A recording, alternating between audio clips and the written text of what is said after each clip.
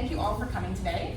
My name is Courtney. I have known Sherry for quite a long time. We worked together at another fitness facility, must have been 11 or 12 years ago. Yeah. And then she came over here and joined your fabulous team. And we've sort of kept in touch over the years. Haven't seen each other in a while, but she thought this would be a great topic to present to all of you. And I couldn't agree more. So my name is Courtney St. Croix, and I have a brand that's called MOMFIDENT AF. Do we know what AF stands for? You guys are all like sheepishly like. It's kind of a millennial expression, I guess, or unit of measurement, I guess you could say. MOMFIDENT as fuck. I'm just gonna say it. So I apologize if that offended anyone. That's what my brand is, and it's all about sort of empowering women to live in and feel really good in their bodies. Whether you've had kids or not, I do have some women who follow along who aren't necessarily moms, but take the resources that I provide and use that for themselves in terms of self-acceptance, body acceptance is a big one. So I offer resources for women, like I have a podcast that is weekly that you can find, it's free. I'll talk about that at the very end if you want more information on that. I have a couple of books now. And please don't mind if I get sweaty, because that's what happens when I speak a lot. I have a couple of books. So I have a self-love journal that is on Amazon. I have a couple copies that I'm going to give away at the end. So if you guys have that post-it note thing that's going around, I just need you to write your first and last name, because I'm just going to randomly pick 2 post-it notes, and you guys will get journals, and 2 people will get another thing that I have here. So I've been kind of on this mission to help women learn how to accept and embrace their bodies. And I think this comes at a time that a lot of us, we hear a lot about self-love and how we should embrace ourselves and how we should accept our bodies, but then it's like, well, how do I do that? Because I'm constantly being told that I'm not good enough, or my body doesn't look like it's supposed to look, and we often struggle. I mean, who in this room struggles with self-acceptance? Probably most of you, since you're here at a talk about self-acceptance. So I've kind of made it my mission to help women in whatever way possible, and we can talk afterwards about where you can find me after if you want to get any more information, like free stuff on the podcast, or if you want to purchase a journal. But I just feel like it's a disservice to not share this kind of stuff, because the other part is we all kind of struggle silently, and unless we're talking to our girlfriends about it, which is common for us to be talking to our girlfriends about how we don't like our legs, and we don't like our stomach, and we don't like this, and we don't like that. Like, if you've been in a conversation with another woman and you're connecting based on your hate for something on your body, we kind of keep the confidence thing quiet. We kind of keep the I don't feel good about myself quiet, then we'll share it with our friends, and that's kind of the connection piece that we talk about. So I feel like we need to talk about it more, first of all. And really, one of the biggest things is to understand where it's coming from. So we are going to talk about 5 ways to learn to accept your body, accept yourself. But first I want to do a little bit of back-end work and digging up some of the places that are making us feel that way and contributing to us feeling that way on an ongoing basis. So if we're thinking on the grand scheme of things, like how good you feel about your body, can you think of anything that might contribute to you not feeling like you measure up? Anything in your environment, any influences around you that maybe you don't, maybe now you have to like think about it, maybe you're not really paying attention to what's around you, but can you think of anything that's contributing to media? Media is a big one. Fashion, yeah, for sure. I want to just stop at media for 1 second, because media and marketing, that's like one big thing. And then we also have the social media influence that is getting bigger and bigger and bigger, and has an even bigger impact on like the younger generation that's coming up.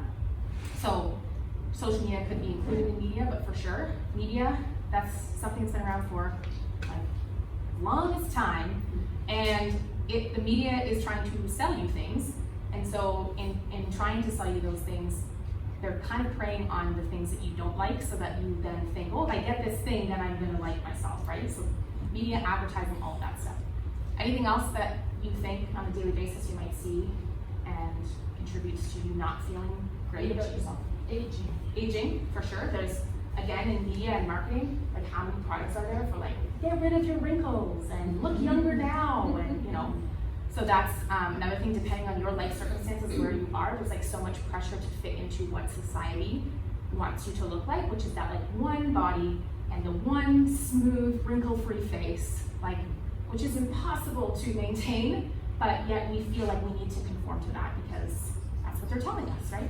Anything else you guys can think of that's affecting how you feel or don't feel good about yourself? Yeah. About what other people say about you, like negative comments. Sure. And you hold it to be true. Yeah. And I would say even as a step further is like what we think other people might be thinking about us. So this judgment circle is like, people might be thinking things about us, but 99% of the time, you're not gonna have a clue. You're not gonna actually be able to validate if they were thinking that thing about you. But sometimes we have an insecurity and then we think other people are like thinking that thing about us, which if they might be. And like at the end of the day, that doesn't matter because their opinion of you shouldn't matter, but we take things personally, and I do this all the time where I'm thinking that someone else is thinking something about me, and like I would never know. You never are going to know unless the person says something, in which case that's a different piece of it. But judgment from other people or judgment of our own selves on ourselves. And there's one thing that really contributes to that judgment of ourselves. I don't know if anyone can guess it. With you doing something against someone else. Comparison. You got it. So comparison is something I talk about a lot, and I don't believe that comparison in and of itself is wrong. It's the evaluation after the comparison. So you can compare an apple to a banana, and they look very different. And if we're talking about fruit, like who gives a shit if a banana's tall and lean and an apple is short and wide? Nobody cares. But then if you evaluate that the banana is better because the banana is tall and lean, and the apple is not as good because the apple is short as wide, that's the evaluation after you've compared. And I think that's what the dangerous part is, because you can compare, and we're taught to compare, like when you're a baby, you're like putting circles and squares and trying to find like what shape fits where, and that's comparison at play, but then you're not evaluating that the circle or the square is better than the other, right? So comparison, I think, affects us all, whether it's social media comparison, whether it's just keeping up with the Joneses. I remember my parents even talking about that when you're growing up, what you have, what you're doing. But it's the evaluation, like what makes that better than this? And if you evaluate that that is better than this, then that's when your mind can start to kind of suffer a little bit. Anything else you guys can think of? Or go on and do a full like definition? I just want to say, like, people just generally making comments about their own bodies, and then you're like, oh, well, what are you thinking of me? I guess it's still kind of comparison, but I have a lot of friends that say, oh, like I'm gained so much weight, and then I'm like, really? So there's two parts to that, I think, and one of them for sure is like comparing. So you're going, that person's judging herself, or calling her legs a name, or calling her stomach a name, and then you're looking at the comparison and you're like, well, I'm bigger than her if she's complaining about herself. So there's that part of it mentally, but then there's also, you are the biggest judge of yourself. The person that's judging you the most is yourself. So your friend probably doesn't even notice what's going on with you because she's noticing what's going on with her. So that's another thing, is people are always concerned, number one, with themselves and less concerned with what everyone else is doing. You see this a lot when people are driving. They don't indicate. They don't tell you which way they're going. They just pay attention to themselves and what's in front of them. So they're not looking anywhere else, they're not paying attention, they're focusing on themselves. And so if they forget to indicate to tell you they're turning right, you're like, what the hell, man? Like, I could have went around you, or I wouldn't have to slam on the brakes because I knew you were turning. Because people are in here thinking about themselves. So, but I can see how that can be confusing, because someone with, looks like they shouldn't have any insecurities and yet they're like full of them. And then you're like, well, what about me? It's like, she's thinking about that about herself, maybe she's thinking of that about me. So what I want you to try to let go of is worrying what anyone else thinks, because for the most part, they're probably only thinking about themselves. And the second part of that is, you're not gonna know anyways. So try to let that go. I know it's easier said than done, but if you can take one thing away so far, try to let it be that. Let go a little bit. Anything else anyone wants to add? I do want you guys to chat and ask questions or share something. Don't feel like you have to sit there quietly. You can totally share if you have something you want to share. Okay. So we're talking self-acceptance today. In that, we're also going to kind of circle around body image and self-esteem and all of that stuff. But self-acceptance, so that we're really clear, is the awareness of one's strengths and weaknesses, the realistic yet subjective appraisal of one's talents, capabilities, and general worth, and feelings of satisfaction with oneself despite deficiencies and regardless of past behaviors and choices. I know that's a mouthful. We're going to distinguish that between self-love, which kind of falls into self-acceptance, which is regard for one's own well-being and happiness, and is something that's chiefly desired or considered desirable rather than narcissistic. So I want to touch on that briefly because also in our society, especially because it's become sort of a connection strategy for women to talk about the things they don't like about themselves, that then plays out in your head as your regular soundtrack, your negative self-talk soundtrack. And I don't know if anyone had this experience in school, but if you did outwardly say that you liked something about yourself, or you felt like you looked good, or you were feeling really comfortable, what happens then? What label do you get then? Conceited. Now you're conceited and self-centered and you think you're so good, huh? Right? I don't know that that's everyone's story, but I know that that for sure happened to me when I was growing up. It's like, if you dare to dip your toe into, I think my butt looks good in these jeans, then suddenly you're conceited. So now it's like, well, let's chat about all the stuff we hate about ourselves, but then as soon as you are acting like you like something, then now you're in bad books because now you're conceited, right? So it's like this, society has this fine line, like, don't, you should love yourself, but like, whoa, not that much, because now you're a narcissist, because you like yourself too much.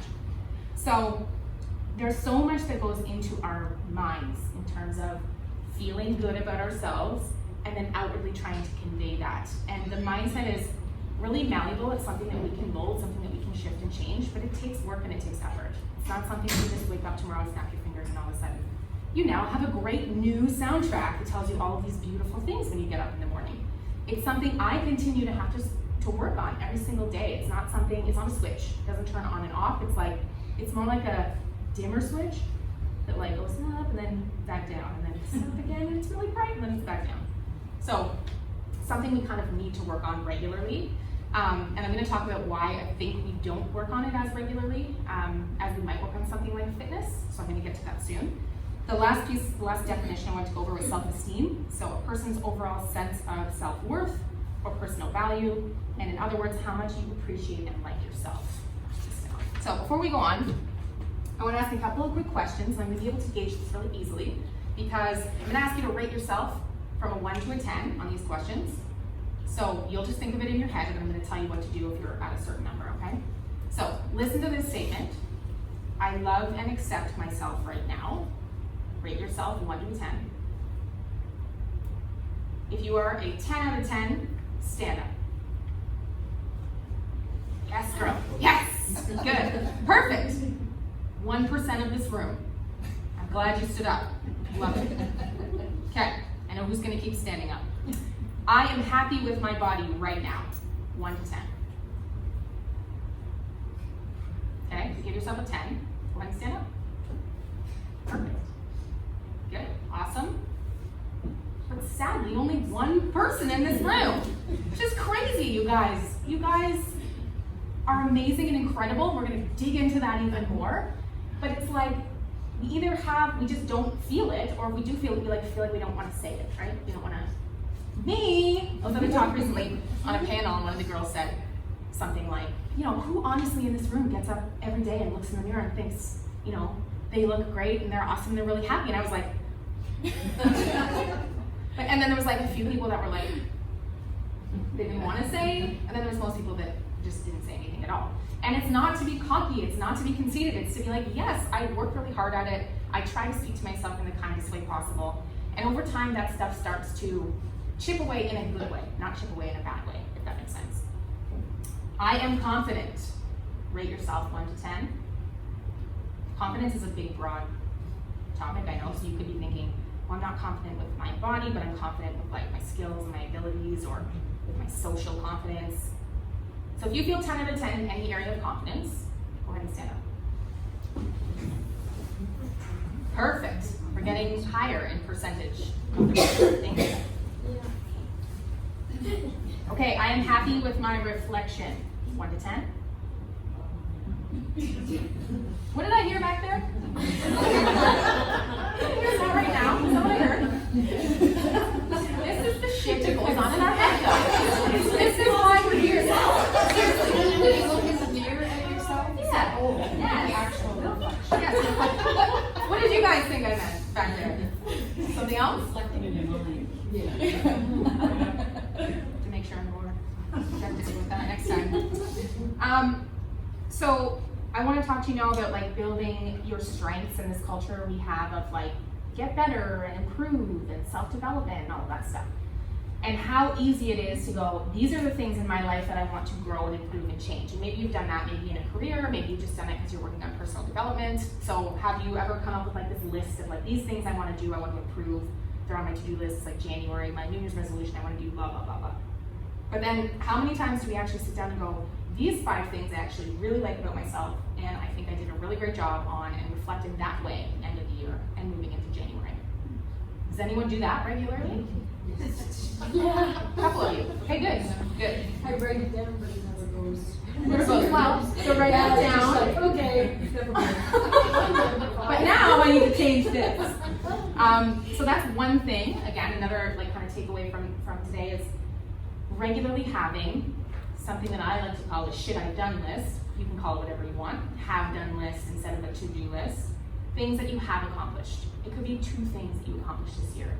But I want you to think about ways that you can incorporate that. Maybe it's like once a month you do that. What did I do? What wins did I have? What successes did I have? Because we are programmed to think about the negative. And if you think about that really, like from a physiological standpoint, years and years ago, we did have to always think about the threat so that I can live and not be eaten by like a tiger or something. Maybe not a tiger, but by something that was going to threaten you. So you're looking for the negative thing that's coming along. And then now that we don't have any threats, we're still like, yeah, but someone gives you a compliment. You're like, yeah, but I don't really like this other thing. Or, I don't know, you downplay things because, do you want to share? No, but it's true. Maybe later. Sure. Yes. I need to do that on a daily basis. I got the laundry done today. Yeah. Yeah. Yeah. You can, did you? That's right. Do it on a daily basis. Write it down if you want. No, but in terms of like just exactly small wins that you have in your life, because we're so conditioned to just look at, oh, I didn't get this done. I didn't get the laundry done today. Like, damn it. Or I missed something, or I dropped the ball here. And as women, we carry so much. We do so much for so many people. It's really easy to notice, like, you dropped a ball over there, but like, there's still 6 balls over here that you're juggling. You might have dropped one. That's women. I know. That's women. Because women should be running the We, world. that's right. Exactly. Yes. It's almost like all the stuff we have every single day, if we get it done, it's neutral. Yeah, it's neutral. If we That's, don't get yeah. it done, it's crap. Totally. Yeah. And that may or may not be compounded by external sources. You may have a supportive or an unsupportive partner that's at home that may be like compounding that a bit. But it's also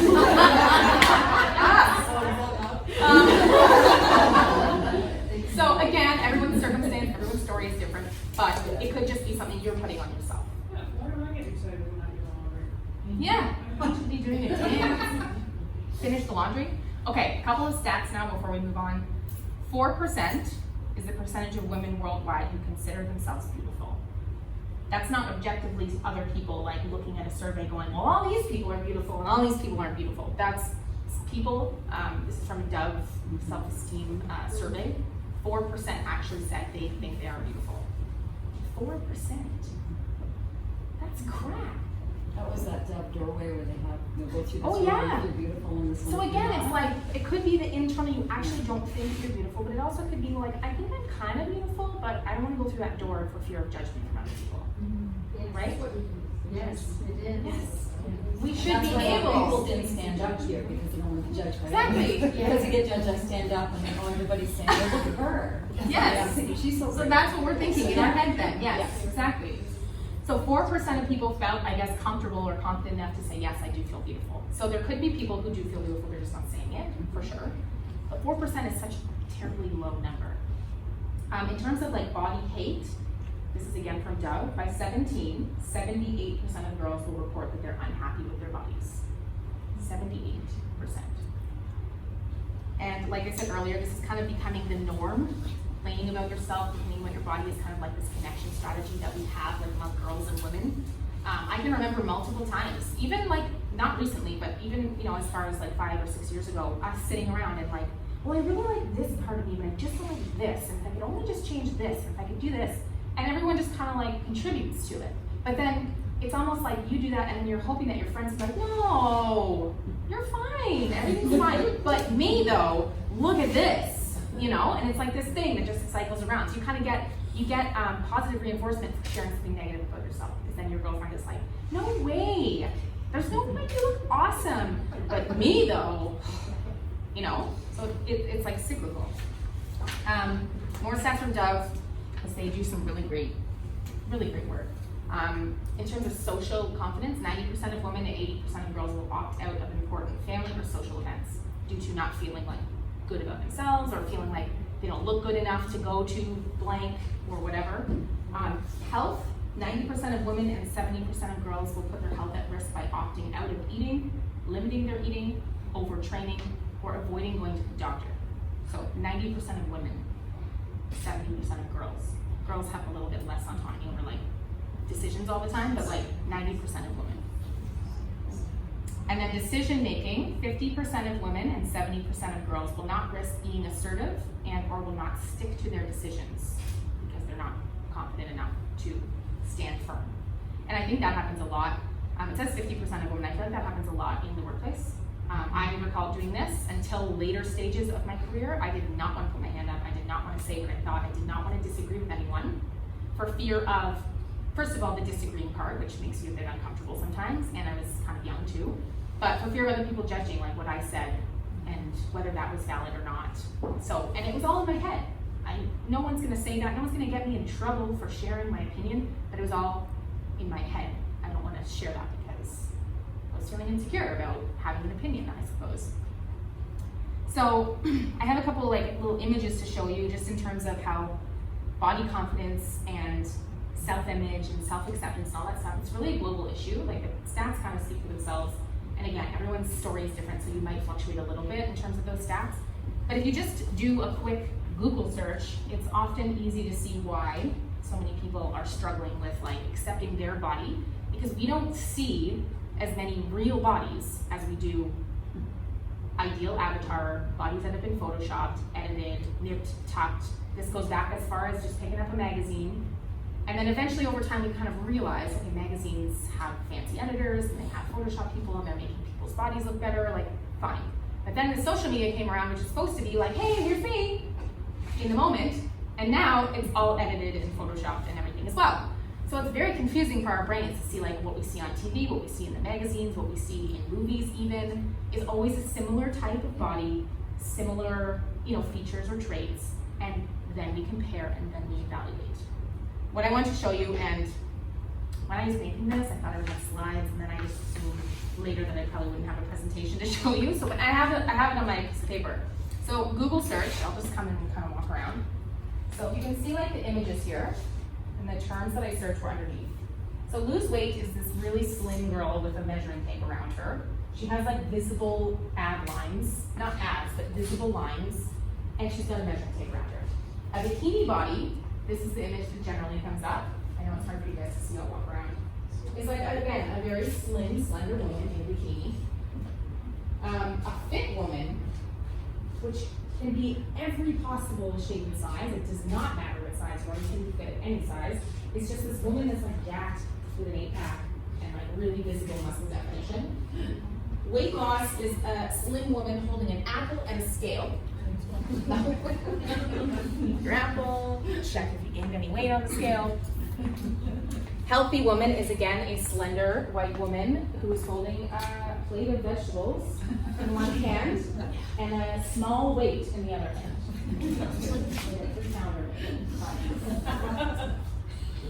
Okay, so you can see, let me know if it's hard for some of you to see the images because they're so small, but in doing that type of search, just in Google, I look lose weight. And now I look at this image of this very slim woman with the measuring tape and I go, shit, I definitely need to lose weight because this is what it's showing me that my body should look like, but here I am with this different body.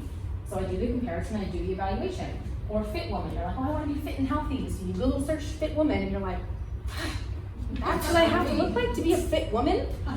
This is what society has created. This is like the labels that society's created that we need to like fit into this mold, right? So how you feel about yourself now comes from like a culmination of different things. We've already touched on some of them. So conditioning for sure, what you should look like. How many of you think you should look a certain way? for the stage of your life, for the age that you are, for a career that you want, after having a baby maybe, what you should look like. Media marketing and advertising, social media, comparison to others and evaluation afterwards. Sometimes in your life when you're growing up, it could be parents, teachers, or other mentors or influences, friends, opinions, things like that. They all contribute to how you feel about yourself, how you show up for yourself, how you speak about yourself, and how you shit think yourself. How you say shit think, because shit talk is something we throw around, but I think it's like more in here than it is you're actually saying these things. So where are you now and where you'd like to be is kind of, I feel, the first step. It's almost like an awareness piece.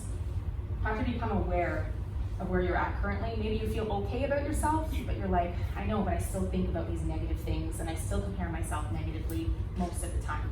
Think about where you would like to be, what would be ideal for you.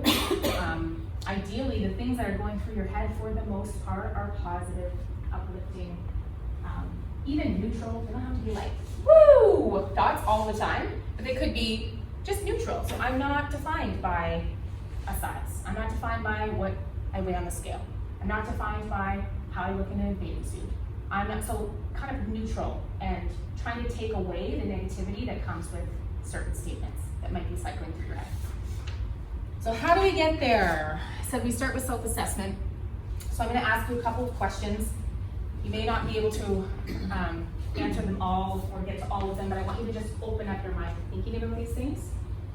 So as it comes to kind of like insecurities that you have with your body, number one, where did your body insecurities come from? Can you pinpoint a conversation, an interaction, or a comment that made you start questioning things? And like, how old were you? When was that? So I can recall a few times when I was young, my mom was very into like dieting, Weight Watchers, low fat, fat-free, sugar-free, like all those labels that again is marketing at play. So our house always had diet food in it. We never had any junk food or bad food is how it was labeled.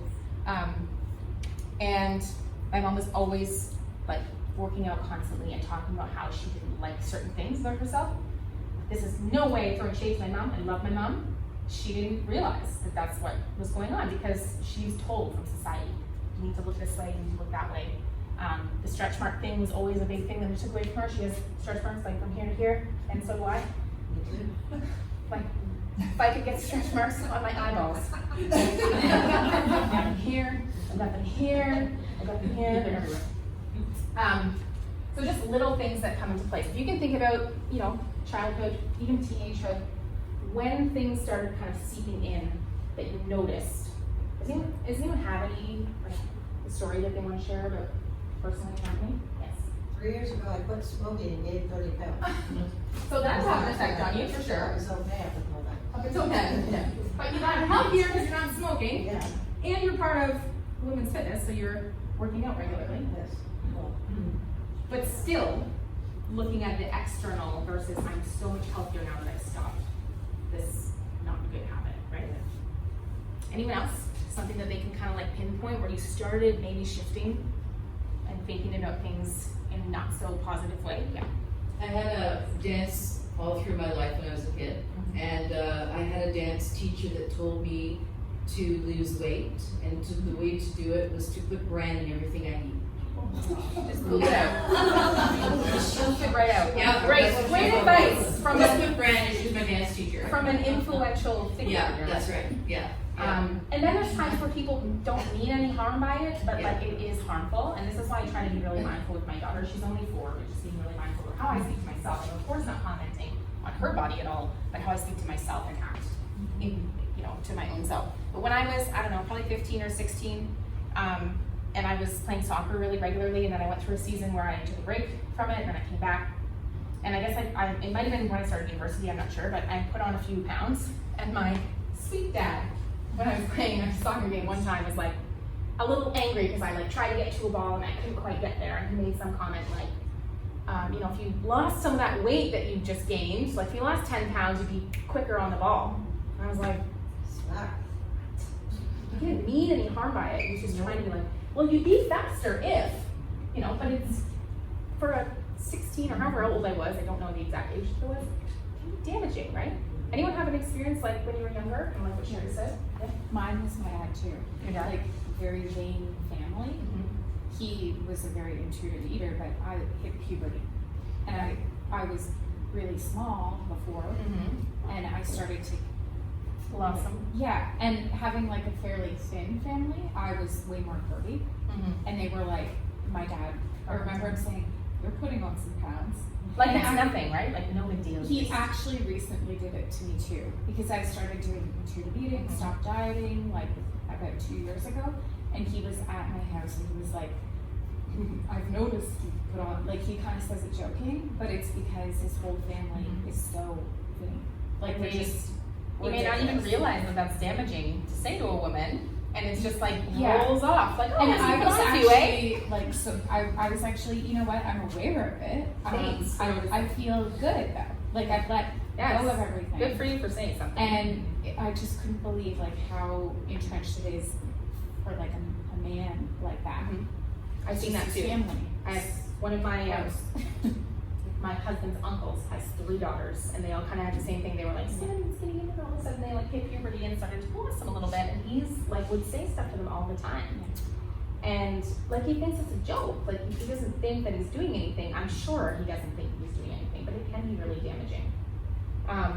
And it's this kind of when if you do go through some type of body change and it's on the downward, like you lose weight or you look different because your body has gotten smaller, then people are like, "Oh my gosh, you look great. Did you lose weight?"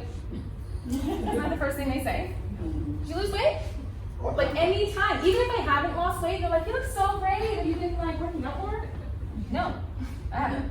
My shirt is like smaller, I guess. And now you're commenting on, "Did you lose weight?" Like as if that's the ultimate like goal that you should have in your life is to look great and like lose the weight. And I'm not saying that losing weight is a bad thing. If you want to lose weight, if you desire body change, that's totally fine. But it's just the way that it's portrayed in society is that like ultimate accomplishment, ultimate goal. Like get smaller, and that's like mark, nailed it, right? Anyone else have a story? I have one. So anytime in our family was like, "Oh, you guys look so thin. Look at you, you're so skinny." And then I have a daughter who's 4, so I always say, "No, I'm fit." Fit. That's always it. I'm fit. Yep. It's And not I'm about constantly trying to talk to my daughter about bodies look all different sizes. yeah.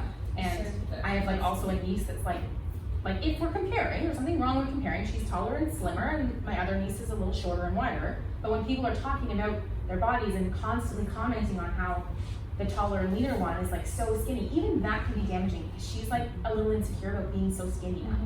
And then the other side, who's insecure about not being skinny like her sister. You know, like there's so much to do with language and how people say things. So good for you for saying something to your dad and then, yeah, I've noticed it, and here's the reason why I'm trying to be okay with it because I'm much healthier now than I was before, right? Yeah, I was raised by my grandmother, and right around the age when I guess I was starting to go through puberty, of course my chest developed really quickly. Like in grade 6, I was pretty well Girls were out. developed. But she always would just say, like, it was never positive comments. It was always, "Well, you're too fat, so you can't play baseball because when you run, your chest is going to bounce. And don't run down the street to be with your friends." But I was only in grade 6, right? You're like, what? Because everybody's I going know. to look at you. Yes. And it always just continued from there. Like it was always like, "You're just so heavy. Why are you so fat? Like, you can't do this, you can't do that because you're too fat." So Don't we excuse me, we fat. carry that into our Oh, it's adult hard. lives. That's hard to shed it because Yes. I'm almost 64 years old and it's still Yes, on my it's head. still there, like burrowing I try in. and get it out. It's a everyday working thing. Yes. It's out of there. I have a grandmother who was like that as well. And it's this, again, this default mode negative, like, threat or whatever. We're kind of, there's this default mode that a lot of us have to focus on the negative. Sometimes it comes out by grandparents or whoever. Sometimes they'll say it, parent or whatever. Sometimes it's us that's saying it in our head. But there is like this default thing, and it burrows its way into your brain. I always make this analogy. In order to change your thought patterns, think of your brain like a big cornfield. So you've got a cornfield in your head now, yeah? So there's like an already developed path. Like there's already like a path over there that's like burrowed, like flattened down. Everyone's clearly been using that path. So that's like, think of that as one of your thought patterns that's like negative. I'm too blank to do blank. I'm too big to do whatever. I'm whatever that negative thought pattern is that you keep thinking. And because you keep thinking it, it keeps getting traveled. That's like the path that keeps going down. Now, if you want to change that, you can. But you have to go over here to a new entrance, and you have to start pushing down new corn. And what happens when you try to push down that new corn, I mean, I'm not a farmer, but when you start trying to push down the corn, it's gonna come back up like this. And then you try again, and you try to go a new path again, and it comes back up. And then maybe the third time, it's kind of like, but it's still up and in your way.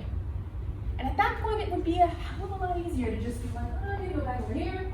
This path is already made, it's nice and easy. I'm gonna stop trying to push that one down. But over time, if you keep working at it, you will eventually build a new path. You can, it's possible, to push a new corn down and find a new path. But the easier way is to just go back to the default way, right? Kind of like changing opinions on things too. If someone else is like trying to change your opinion on something, you're like, no, this is my opinion over here. It's not that you can't change your opinion, it's just the one you have is already made. So if you want to change the way that you're thinking about yourself, it's possible. It just takes a little bit of time and analysis. That's why we started with like self-assessment. So you may need to write down what it is that you're thinking regularly. I call it a soundtrack because it's often the same things we think over and over. You know, we're in the change room, we have an insecurity. For me, it would be right here. Put something on and I'm like, stomach does not look good in this shirt or whatever. And then you like get upset about it because you think, well, my stomach's too big to be wearing this shirt. And it keeps every time going down the same path. So you have to think about it in that way. Hope that makes sense. I only got to question one of my analysis questions. Anyways, I'm just gonna talk to you about the next ones and you can kind of think about it in your head. Are the main insecurities I have right now long-term insecurities, things that I've carried with me for a long time, or short-term insecurities? Sometimes that happens with body changes, you change habit, bodies change, something that hasn't been affecting you for like your whole life, but it's recently been affecting you. Postpartum changes sometimes, just like a short-term thing that you just recently started being insecure about. So think about that. Are they things that you've been carrying since you were young, or are they more things that just due to life changes have recently happened? Why do I feel the way I feel when I look in the mirror? I.e., why would I rate myself, whatever you rated yourself at your reflection, out of 10, and what makes me feel that way, or what contributes to making me feel that way? And then are there times when I'm not lacking confidence and I do feel good about myself? And what things do help me feel good about myself? What helps you guys to feel good about yourself? Working out. Working out. Dancing? I personally like dancing. I'm not a dancer. I don't have any technique or skill, but I really enjoy having a good banger on and dancing. I feel good. I feel great when I do that. Anything else makes you guys feel good? Friends? Yes. Friends? Good, we're gonna get to that. Social connection. Is that what you said? Bike riding. I Oh, like bike bike riding. riding. Outside in nature. Amazing. Nature, that's a good one. Teaching? You love teaching? Awesome. Being on the dragon boat team On the and dragon- your fellow crew members high-five you after a race. Yeah. That, at that time, felt really good, you know? So good. I find for me, dancing in particular, yes. But for me, I had to like, and working out, yes, of course. I had to separate like watching myself do something, if that makes sense. I came from a group fitness background. I didn't really touch on like what I've done, like where I came from. I was in the fitness industry, worked for a large fitness facility, and I taught fitness classes for years. And what happens in the fitness studio? And now you're like, oh, my legs are moving. Oh, I can see the flaps happening right there. But you're like trying to do something so good and work out and be healthy. But then the mirror thing kind of comes in. Like I just do as a curtain that we can just like put the mirror across and then you can dance however you want because who cares, right? I had to stand in front of the fan. Because you're like, yeah, it's kind of like my life, you know? So I think it's interesting the dragon boat thing and the cycling because there's no looking at anything. It's just how do you feel? How do you feel? I dance a lot when I'm at home, and on my Instagram I often will share like, here's my daily dance party. And for a long time I didn't do that because I didn't want to look at myself moving because I would call myself not a good dancer, and I didn't want to see myself. The same thing when I would go to another class, I'd be in the back. When I was teaching, I didn't have to look, You because used to come to yoga dance there was for no, me. yes. Do you put like crystal board across, or should I just get a blindfold and just like do whatever? No. When Yeah. when I was teaching, it was great because sometimes there's mirrors behind, but there weren't mirrors over there. So like that's great. But you would see people come in, and some people actually do want to be in front of the mirror. Yeah. And like whether it's a good thing that it's like obsessively I need to see in the mirror, or it's not a good thing, I'm not sure. It's different for every person. But I just think it's an interesting piece to look at when you feel really good doing something and you're just feeling it. Like rowing your dragon boat or cycling.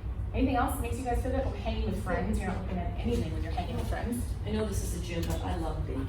You love baking. Nice. Next time you can bring the cookies. Cool. Did you want to I just said the energy of everybody in the room when Yeah. we're doing the yoga dance. And Sherry is such a good instructor. Yes. Yeah, she's an inspiration. Yeah. And you get that from everyone in the room. Yeah. Yes. It's a teacher. Agreed. So, analysis doesn't solve the issue, of course, but it does help us to become aware. Sort of like if somebody has an issue like, I don't want to get dark or anything, but like alcoholism or whatever, they have to become aware that they have an issue first before they can go and tackle anything else, right? So it's not going to solve everything, but it is going to help us get like a starting place, for sure. Time. So I also have this other little picture, which is going to be really hard to see, but it's all about perspective. So I'll just explain to you what's happening in this picture. This one is a guy on an island, and he sees a boat coming. He's like, a boat, yes, I'm going to get off this island. And then this guy is on a boat, and he sees the island, and he's like, an island, yes, I'm going to get off this boat. So two different perspectives. The one guy's like, I can't wait to get off this island, and the other guy is like, land, great, great. So it's all about perspective. So, I don't know if we'll have time for this one. We're at 12:45, right? Well, we started a little We did start. We did. If anyone does have to leave, like I'm not offended if you're like, I have a kid to get or something, like, no problem. So perspective one, we're gonna do a little activity, something you can take with you, you can do it later. So if you are having one of those days where you're not feeling great or you're really focusing on something external, some type of external trait, you're letting it get you down for whatever reason. I want you to close your eyes right now, just for the sake of doing the exercise together. Close your eyes, take a couple deep breaths. You yoga dance girls know how to take a deep breath. This is something I do regularly if I'm having a body insecurity. And I try to picture myself as my body is invisible and I'm just a floating head. So picture yourself, it's just a floating head. You've got emotion, you've got, your eyes and your smile and everything. And think about all the amazing qualities that you have. For some of us, this may be more difficult. Some of us may be able to come up with a lot, which is great.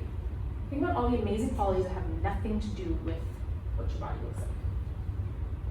It's going to have to do with your personality traits, your sense of humor, accomplishment, how caring you are, how great you are with friends, or how great of a parent you are. All of these things that contribute. And since we're on the topic of yoga, keep thinking about your floating head and how great you are. Since we're on the topic of yoga, and I'm sure Sherry can help me with this, yoga as a practice, as a modality, has 7 limbs or 8 limbs? It's 8 limbs. 8, I think there's 8 limbs. The movement part, you can open your eyes now. The movement part of yoga is literally just one limb. But yet, when you look at yoga, especially in Western society, it's all about the movement. It's only the movement. It's like, come to a yoga class, and some yoga instructors are skilled and have the background and will educate you on other things.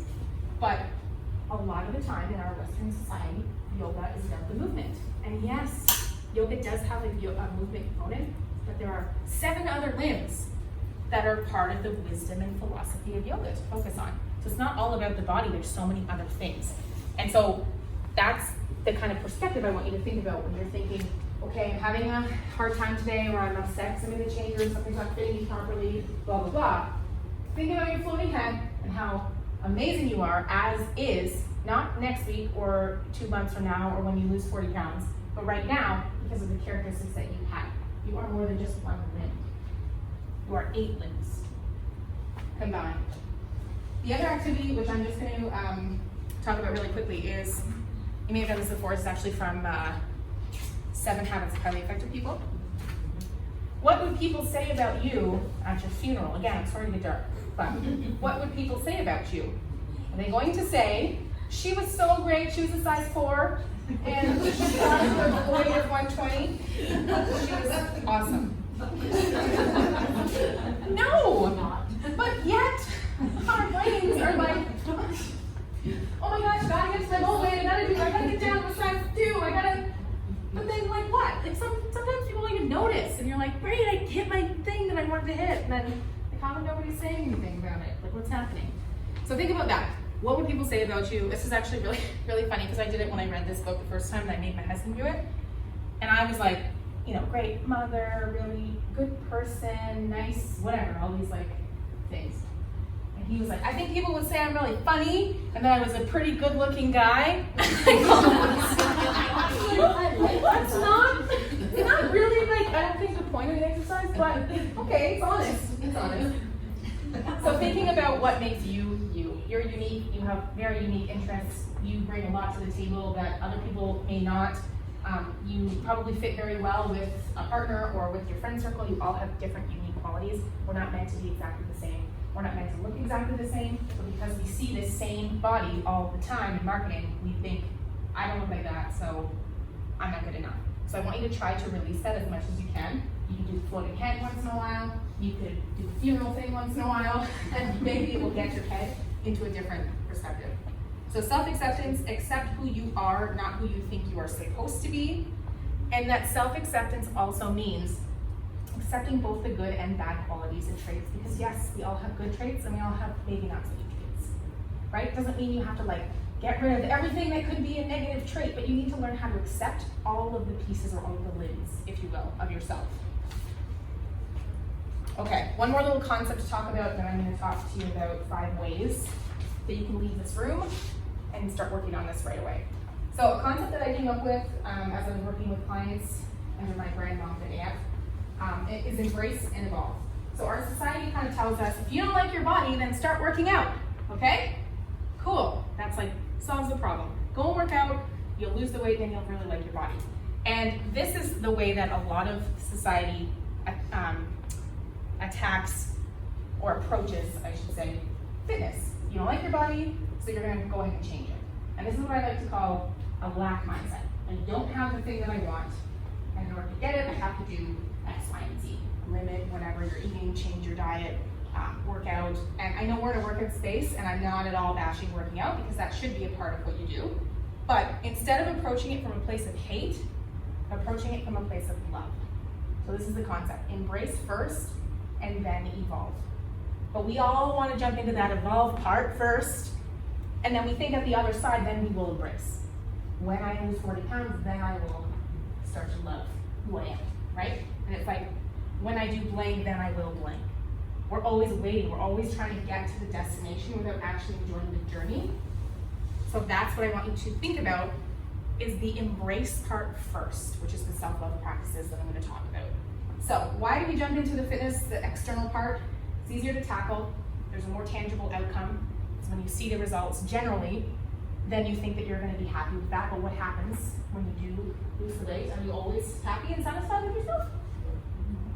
I have been a size 6, and I'm now like a 14, 16. When I was a size 6, I was horrible to myself.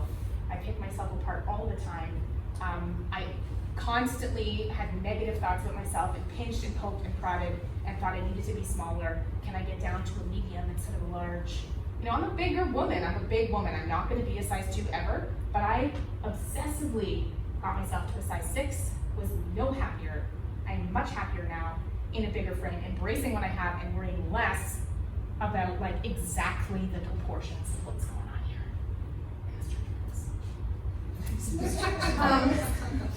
Oh, don't do later. Just check out my Instagram and you'll see them all over the place. You can't, I think this is another reason why we approach the external. You can't necessarily see the self-love changes, or the changes that self-love can bring. They're not an external change, really. It's an internal thing. And as long as we're thinking about other people and what they're thinking of us and all the judgments, we want that. We want people to be like noticing that we're making some type of change. They're not going to notice until you start talking to them, talking less about the things you don't like about yourself like you used to, how you're holding yourself, how you're walking into the room. Those things will change, but they're not really visible. So I think that's another reason why we approach the external change first. And often our preference is on what shows the external, because it shows the hard work that we put in, whereas if I'm telling you to like journal something every single day, like you're gonna start to have mindset shifts, but it's not really visible. People won't see it. You might not even see it, but you're gonna feel it, right? We have a predisposition to other people's observations, judgment, criticism, comments, and what will people think.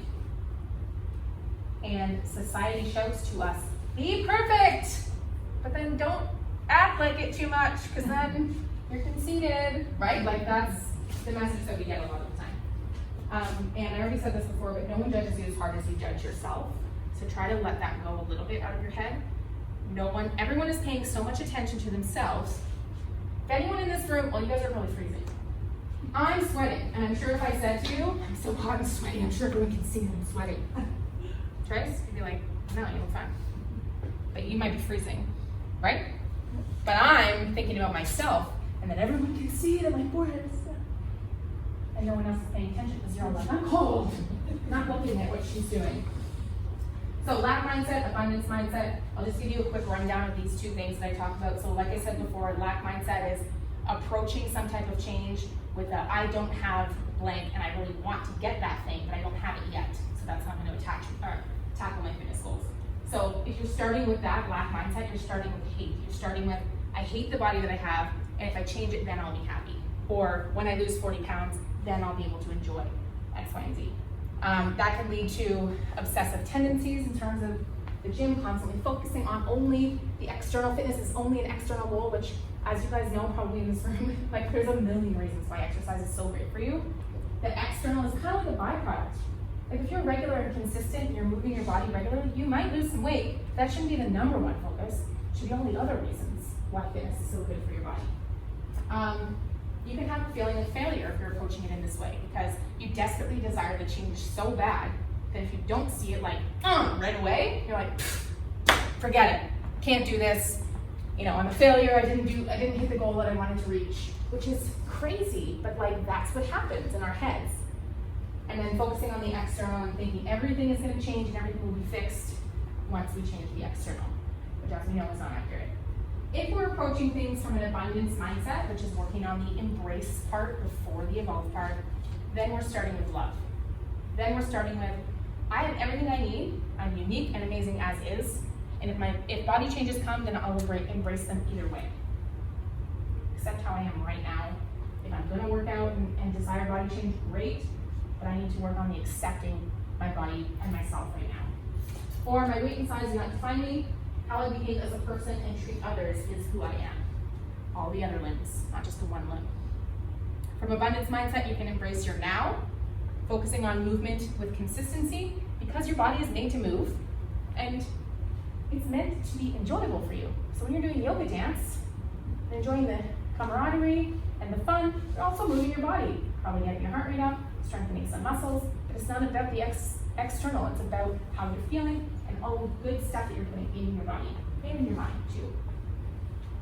Feeling of accomplishment, even if nothing changes on the outside, taking care of our bodies with movement, fueling with good, wholesome food, and practicing positive self-talk makes us feel awesome no matter what size we are. And then focusing on the internal. So how can I change what I think about myself so that I can accept who I am instead of hate myself into change? Now that was a lot all at once, but I'm running out of time. So 5 minutes over already. Embrace first, evolve second. And like I said, there's nothing wrong with desiring physical change on the outside, but approaching it with love first instead of approaching it with hate and hoping that if you make those changes, then suddenly everything is going to be all better. So how can we begin the practice of self-acceptance right now? I have a few things. This is how we'll wrap up at the end. You guys have any questions, comments, anything? I can be here, I can chat. And I'm going to give away a couple of things. Also, I don't know if I mentioned the cards that I handed out to you. Those are just for you to take. Those are from an affirmation card deck called, oh, thank you. Perfect. Called How to Love Yourself cards. They are by the fabulous Louise Hay. That's cool. These are just from Amazon. So you can have this, hang it out in the morning, put it beside your coffee machine, just like pull one when you're making your coffee, or after you brush your teeth. Stack it onto another habit that you already have. Otherwise, this will just sit and get dusty in the corner.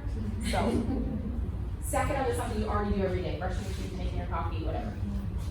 And then also, I have a few things to give away. So, I have a Facebook group. It's called the Mom Squad. So these are just notebooks. And then I also have 2 copies of my self-love journal. So I'll just pick from what you guys already names down. You can know that. Okay. This is gonna be really fast because we've talked about it a lot, and also I have no more time. Move your body is number 1. So because you love it, not because you hate it. That's something you guys probably already incorporate. Continue to do that. Continue to do things socially and moving your body at the same time, whether that's joining a team or doing a fitness class or whatever. Set accomplishment-focused goals. So ditch the scale, something I always recommend, and I know it's tricky because if you're weighing yourself every day for your whole life, you're like, huh? But ditch the scale. I actually want to make a scale that just has an affirmation on it. There's just like 365 different affirmations. So you have the habit of stepping on the scale and it just says, you are beautiful. Perfect. No one knows or cares about your jean size. This is under accomplishment focus goals. No one knows or cares about what your size is, so let that go. If you had to move from a 12 to a 14 or whatever, nobody knows, nobody cares. We're all focusing on ourselves, so let that go. Focus less on specific weight loss goals or goal weight numbers. Your body is designed to fluctuate. In fact, there is a whole concept about set point weight and that you are supposed to fluctuate between could be 15 to 20 pounds. Look that up. I think the girl that does that is Linda Bacon. Interesting that her last name is Bacon. But if that interests you, look that up. She's got a really good book. I think it's called Set Point Weight. She has health at every size. Oh yes. Okay, health at every size. Is she the right one? Set Point Weight? Yeah. Maybe she talks about it in. Okay, so health at every size. Books. Okay, Linda Bacon, right? Yeah. Okay. Look that up. You won't forget it now. And then set a physical goal that you measure by doing instead of like by looks or external. So like if you want to work on improving your push-ups and getting stronger with your upper body, or you want to work on walking a certain length every day, or setting goals that are less about the number on the scale or the number of the jeans and more about this is what I'm doing, and this is about strength and building strength. And you know, if I want to try to get up to doing 20 push-ups on my toes, maybe that's something I work on, and instead of focusing on just the number that's sometimes objective and sometimes has to do with like, I don't know, you took a dump in the morning and then you're lighter, right? Who weighs themselves before they go to the bathroom? Because we're like fixated on, oh, if we can just go to the bathroom and then sit on the scale, maybe half a pound later. Okay. Rewrite your soundtrack. So what plays over and over in your head? Think about the corn maze thing again. How can we push down a new path? How can we rewrite those things? That's very specific and individual. It's going to take for you guys to write down whatever those negative things are that keep happening in there, that keep going down that same corn path. You have to think about how you can shift that, how you can rewrite it, how you can change it. I actually have a few podcast episodes about that, so you can access that anytime after today. Journal. And journaling is not for everyone, but unless you can actively begin doing something that's tangible in terms of self-love, because like I said, it's not something you really see. If you put in hours in the gym, you might see an external change. But if you're logging hours in your journal, like you're wondering, when am I going to see this change that's happening? But it will come. It's just with consistency, just like with fitness. Consistency, building a habit around it. So I created the self-love journal for that purpose. It's the same questions every day. And at first, one of the questions is something I love about myself right now. And at first, the feedback that I got from people was like, I sit there for like 5 minutes and I'm like, I don't know what to write. But over time, that becomes habitual. And now suddenly you are thinking about things you love about yourself. It becomes proactive instead of reactive. There's also a gratitude piece in the self-love journal, something I'm grateful for today. At the beginning, it can be hard to think of. But as you do that every day, day after day after day, you start to become proactive and realize that lunch I just had with my girlfriends, I'm really grateful for that time that I got to spend with them. I'm gonna put that in my journal tomorrow. Or if you're really good about something that you just did or accomplished, and you're like, that's something I really love about myself today, I'm gonna put that in my journal tomorrow. Instead of sitting there struggling like, I don't know. But at the start, sometimes that's the way it starts out. Consistently writing down gratitude and self-love statements has a massive impact when repeated. 2 more, I think. lot more. Mirror talk and being naked. Yes, being naked. Getting. After I just told you to not go in front of the mirror, I actually want you to learn how to. I want you to learn how to get good at being naked. And that seems like, even trying to sleep naked, which, again, this comes with people being like, well, then it's an open invitation because I can't just get into bed naked. No, Then, they're not. yes. Set the expectation, honey. I'm just trying to learn how to love myself. So this isn't like we're open for business unless you want it to be. But if you start doing that every night, it's gonna be like, oh, what's going on here? So get really comfortable with your naked body. I know it seems a little bit weird. A lot of us think it's, like, I don't ever do that. It might seem a bit funny. Take time to specifically thank certain areas of your body and remind yourself that you are not defined by any piece of your body. So be naked born, thank the girls, thank the stomach, thank the butt.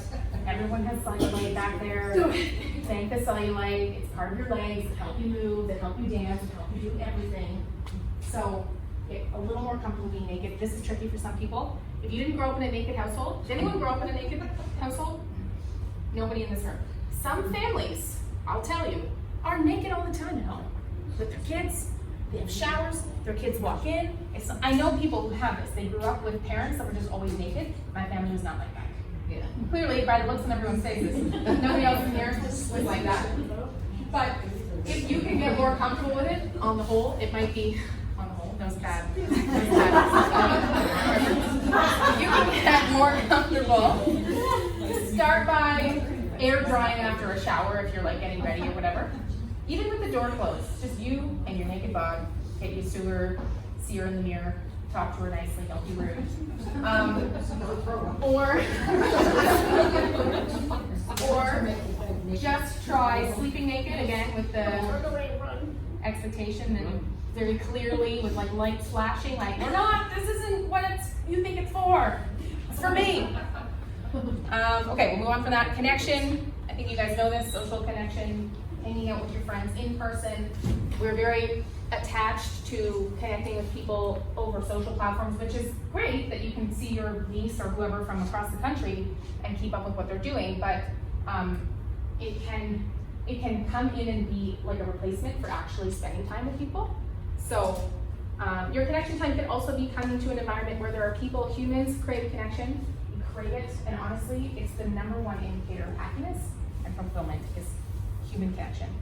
So some of you may be like, great, I already do that, check mark. And some of you might be like, I have to call my sister, I haven't seen her in a while, I need to get together with her. There's nothing better than that, and we crave it.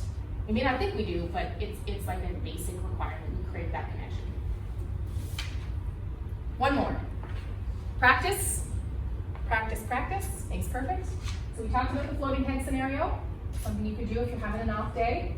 Funeral scenario, something else you could do having an off day. Here's the thing, you don't have to do these things every morning when you wake up, but if you're having a bad day, trying to implement things like this. Journaling is something you could do every day, but if you're having an off day, adding in some of these things. I didn't talk about this one, best friend letter. So I want you to write a letter to yourself as if you are the best friend, because it's often a lot easier. If I said write a letter to your best friend right now and write all the amazing stuff and how great she is, like I don't know about you guys, but I could flow and I could write so many things. You're great at this, you're great at that, I love this, I love that. I'm not negative about anything in her life, I'm just talking about how great she is and how she's impacted me, how great of a mom she is, whatever. Then someone is like, write a letter about yourself now. And we're like, I don't know. I want you to write a letter as if you are writing it to your best friend, but it's about you. That will be hard to do at first for some of us. It'll get easier. Post-it note mirror. So I just gave you an affirmation card. You could also just easily, without having to purchase an affirmation deck, put a post-it note or two on your mirror in the morning that you see every day. I am worthy, I am enough as it is right now. I embrace and accept myself. I love my body as it is. Something. Whatever is important for you. Because some of you may be like not needing the body thing, but needing like, I am capable of accomplishing what I want to accomplish, something like that. So that's a really easy way to get it every day. Should I done list? Do that if you're having an off day or an off moment. regular movement, we already talked about. And my last slide is a Q&A. So if anybody has anything, I mean, we're over time now. So if anyone has anything you want to stick around, you want to ask me, we can do that for sure. Thank you guys all for coming. This is amazing. I'm so glad to see all of you. And hopefully you took something away from today. If you want more, like I said, you can check out my podcast. If you have a smartphone, you have podcasts on your phone already. If you have an iPhone, there's an app already for podcasts. It's purple. I can show you if you don't know where it is. And it's easy to just search for it. It's called the MOMFIDENT podcast. So I'm going to draw 4 names. Anyone have any questions? Anything they want to ask about or share? Like, does that have any question? Get my coffee. It's probably cold now.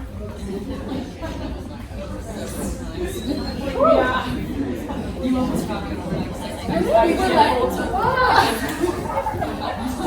I was like, I was there. Oh my gosh. Yes, please grab a coffee. We're happy to join us tonight. You tell me.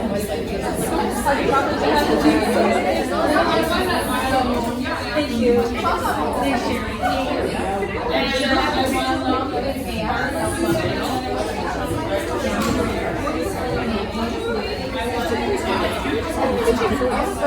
You go, girl.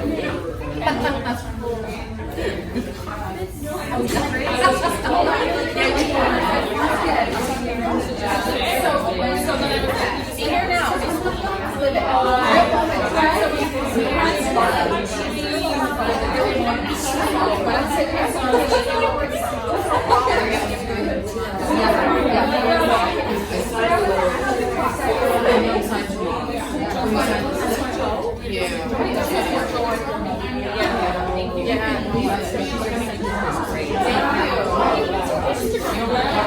Thank you.